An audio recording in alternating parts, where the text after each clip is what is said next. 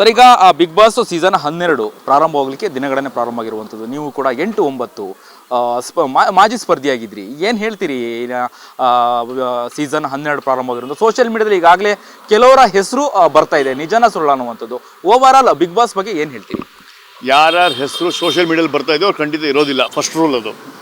So Bigg Boss ಯಾರ್ಯಾರು ಸಂಭಾವನೆ ಹೆಸರಿದೆಯೋ ಖಂಡಿತ ಅದು ಬರೋದಿಲ್ಲ. ಯಾಕಂದರೆ that is the concept and policy of Bigg Boss. ಯಾವ ನೇಮ್ಸ್ ಲೀಕ್ ಆಗಿದೆಯೋ ಅಲ್ಲೊಂದು ಸರ್ಪ್ರೈಸ್ ಎಲಿಮೆಂಟ್ ಇರಬೇಕು. ಆ ಸರ್ಪ್ರೈಸ್ ಎಲಿಮೆಂಟ್ ಇದ್ರೇ ಬಿಗ್ ಬಾಸ್ ಶೋಗೆ ವ್ಯಾಲ್ಯೂ ಇರೋದು. ಮೊದಲೇ ಇವ್ರು ಬರ್ತಾರೆ ಅಂತ ಗೊತ್ತಿದ್ರೆ ಅದು ವರ್ಕೌಟ್ ಆಗೋದಿಲ್ಲ ಅಂತ ಗೊತ್ತಿದೆ. ಸೊ ಆಯೋಜಕರು ಅವರೇ ಬೇಕು ಅಂತ ಒಂದಷ್ಟು ನೇಮ್ಸ್ ಯಾರು ರಿಜೆಕ್ಟ್ ಆಗಿದೆ ಅವರೇ ಬಿಡ್ತಾರೆ. ಸೊ ಅದು ಆಚೆ ಬರುತ್ತೆ. ಸೊ ಈ ಬಿಗ್ ಬಾಸ್ ಸೀಸನ್ 12 ನೀವು ಪ್ರೋಮೋ ನೋಡಿದ್ರೆ ನಿಮ್ಗೆ ಏನು ಅನಿಸುತ್ತೆ ಅಂದರೆ, ಈ ಸಲ ಬಿಗ್ ಬಾಸ್ ಕರ್ನಾಟಕದ entire length and breadth of Karnataka ಈ ಸಲ ಇನ್ವಾಲ್ವ್ ಆಗುತ್ತೆ. ಯಾಕಂದರೆ ಬಿಗ್ ಬಾಸ್ ಮೇಲೆ ಎಲ್ಲೋ ಒಂದು ಚಿಕ್ಕ ಕಲಂಕ ಇತ್ತು. ಏನು ಅಂದರೆ, ಕೇವಲ T V industry, Bengaluru dominant ಇರ್ತಕ್ಕಂಥ ಕಂಟೆಸ್ಟೆಂಟ್ಸ್ಗಳು ಬರ್ತಾರೆ ಅಂತ.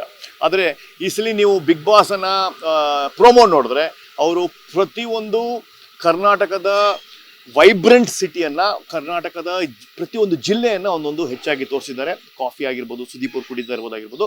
ಸೊ ಇದರಿಂದ ಏನು ಬರುತ್ತೆ ನಿಮಗೆ ಸಿಗ್ನಲ್ಲು ಅಂದರೆ, ಆ ಎಂಟೈರ್ ಪ್ರೋಮೋಯಿಂದ ಗಡಿನಾಡು ಬೆಳಗಾಂನಿಂದ ಕೋಲಾರವರೆಗೂ, ಮಂಗಳೂರಿಂದ ಬೆಳ್ಳಾರಿವರೆಗೂ ಎಲ್ಲ ಥರದ ಜಿಲ್ಲೆಯ 32 ಜಿಲ್ಲೆಯ ಪ್ರತಿನಿಧಿಗಳು ಈ ಸಲ ಅದರಲ್ಲಿ ಇರ್ತಾರೆ. It is a mix of YouTubers, mix of social media, mix of farmer ಇರ್ತಾರೆ, ಕಾಮನ್ ಮ್ಯಾನ್ ಇರ್ತಾರೆ, ಟಿ ವಿ ಇಂಡಸ್ಟ್ರಿಯಿಂದ ಇರ್ತಾರೆ, ನ್ಯೂಸ್ ಆ್ಯಂಕರ್ಗಳಿರ್ತಾರೆ, ಪೊಲಿಟಿಷಿಯನ್ ಇರ್ತಾರೆ. ಎಲ್ಲ ಥರದ ವಿವಿಧ ಗಣ್ಯರು ಅವರ ಡಿಪಾರ್ಟ್ಮೆಂಟಲ್ಲಿ, ಅವರ ಒಂದು ಸಿಸ್ಟಮಲ್ಲಿ ಎಲ್ಲೆಲ್ಲಿ ಸಾಧನೆ ಮಾಡಿದಾರೋ ಅವ್ರು ಇರ್ತಾರೆ ಅಂತ ನನಗೆ ಆ ಪ್ರೋಮೋ ನೋಡಿ ಗೊತ್ತಾಗ್ತಾ ಇದೆ. ಎಸ್, ಬಿಗ್ ಬಾಸ್ ಅಂತ ಹೇಳಿದರೆ ಒಂದು ರೀತಿಯಾಗಿ ರಿಯಾಲಿಟಿ ಶೋ ಮತ್ತು ಹಾಗೆ ಎಂಟರ್ಟೈನ್ಮೆಂಟ್, ಮನೋರಂಜನೆ ಕಾರ್ಯಕ್ರಮ. ಆದರೆ ಎಮೋಷನಲ್ಲಿ ಅಲ್ಲಿ ಟಚ್ ಆಗಿ ಅಂದರೆ ವಿನ್ ಆಗಲಿಕ್ಕೆ ಸಾಧ್ಯ ಆಗುತ್ತೆ. ಅಂದರೆ ವೋಟರ್ಸು ಲಾಸ್ಟ್ ಫೈನಲ್ ನೋಡುವಂಥದ್ದು ಎಮೋಷನಲ್ಲು ಆಟ ಹೇಗೆ ಆಡಿರ್ತಾರೆ, ಹೇಗೆ ಅನ್ನುವಂಥದ್ದು. ಈ ಬಾರಿ ಬಿಗ್ ಬಾಸಿಗೆ ಯಾರು ಬರಬಹುದು ಅನ್ನುವಂಥದ್ದು, ಯಾರು ಒಳ್ಳೆ ಸ್ಪರ್ಧಿ ಆಯ್ಕೆ ಅಂತ ಹೇಳ್ತೀರಿ? ಹೆಚ್ಚಾಗಿ ನ್ಯೂಸ್ ಮಾಧ್ಯಮದಿಂದ ಜಯಪ್ರಕಾಶ್ ಶೆಟ್ಟಿ ಅವರು ಯಾವ ಚಾನಲ್ಲೂ ಕಾಣ್ತಾ ಇಲ್ಲ. ಸೊ ಯೂಶಲಿ ಯಾರಾದರೂ ಬಿಗ್ ಬಾಸ್ ಅಸೈನ್ಮೆಂಟ್ ತೊಗೊಂಡ್ರೆ ಒಂದು 3 ತಿಂಗಳು ರಜೆ ಹಾಕ್ತಾರೆ.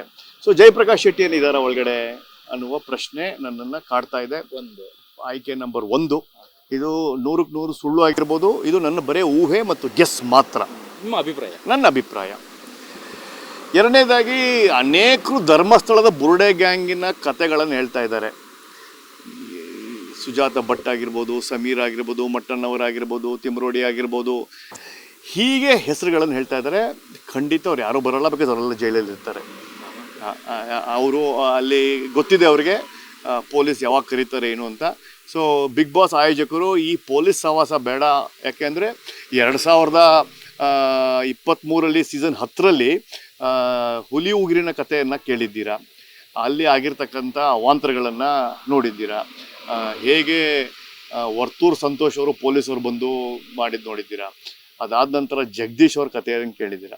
ಸೊ ಸುದೀಪ್ ಅವರು ಅನೇಕ ತಮ್ಮ ಇಂಟರ್ವ್ಯೂಗಳಲ್ಲಿ ಈ ಪೊಲೀಸು ಎಕ್ಸ್ಟ್ರೀಮ್ ಕಾಂಟ್ರವರ್ಷಿಯಲ್ ಬೇಡ, ಇದೊಂದು ಮನೋರಂಜನೆ ಕಾರ್ಯಕ್ರಮ, ಇದು ಎಂಟರ್ಟೈನ್ಮೆಂಟು, ಫ್ಯಾಮ್ಲಿಗೆ ರೀಚ್ ಆಗಬೇಕು. ಸೊ ಜಗದೀಶ್ ಅವರಿಂದ ಪಾಠ ಕಲಿತು ಆ ಥರದ ವ್ಯಕ್ತಿಗಳನ್ನು, ಹೆವಿ ಕಾಂಟ್ರವರ್ಷಿಯಲ್ ವ್ಯಕ್ತಿಗಳನ್ನು ತರಲ್ಲ ಅಂತ ನನಗನ್ಸುತ್ತೆ.